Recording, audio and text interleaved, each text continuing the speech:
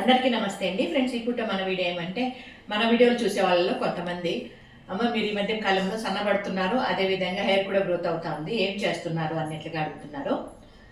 ఇంకా ఈ రోజైతే మాత్రము అంటే డీటెయిల్గా మీకు చెప్పట్లేదండి ఏం చేస్తున్నాను అన్నట్లుగా.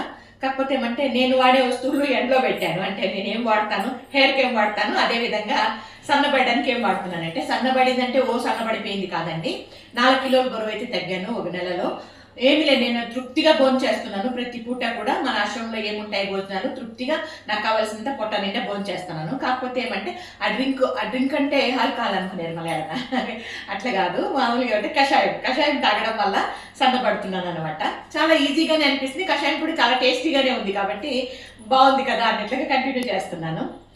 ఇంకా హెయిర్కి అయితే మాత్రం ఒక ఆయిల్ వాడుతున్నానండి. నేనే గానిగా పిచ్చుకొచ్చి అంటే కొన్ని అంటే కలిపి గానిగా పిచ్చుకొచ్చి, మేము గానిగా అంటాము, గానిగా అంటారు ఒరిజినల్ భాషలో. గానిగా పిచ్చుకొచ్చి నేనైతే ఆయిల్ వాడుతున్నాను. దాంతో పాటుగా నేను హాస్పిటల్లో జాయిన్ అయినప్పుడు, అంటే లాస్ట్ ఇయర్ హాస్పిటల్లో జాయిన్ అయినప్పుడు మణిపాల్ హాస్పిటల్లో నాకు హెయిర్ ఫాల్ అవుతా ఉంది అని చెప్తే వాళ్ళు ట్యాబ్లెట్లు ఇచ్చారు. అది కూడా వాడాను కొద్ది నెలలో. కాకపోతే మళ్ళీ తగ్గించేసానులేండి, ఇప్పుడైతే వాడట్లేదు. కాకపోతే హెయిర్ అయితే మాత్రం బాగానే ఉంది. మీరు చాలా మంది చెప్పింది అమ్మ హెయిర్ గ్రోత్ బాగా అవుతా ఉంది మీకే అన్నట్లుగా. బాగుందా? ఆ రకంగా ఉంది. అదే మీరు ఎండలో పెట్టాను, చూపిస్తాను పదండి ఏమేమి వాడుతున్నాను అన్నట్లుగా. ఈ గింజలు అయితే మనం మామూలుగా వంటకు వాడేవేనండి. 4 రకాల గింజలు అయితే ఇందులో కలిపాను. ఇందులో వేరేవి కూడా కలిపి కషాయం కాంచుతాను కాబట్టి కొన్ని ఆకులు మిక్స్ చేసి అవన్నీ కషాయం కాంచినప్పుడు మీ ముందుకు తీసుకొస్తాను.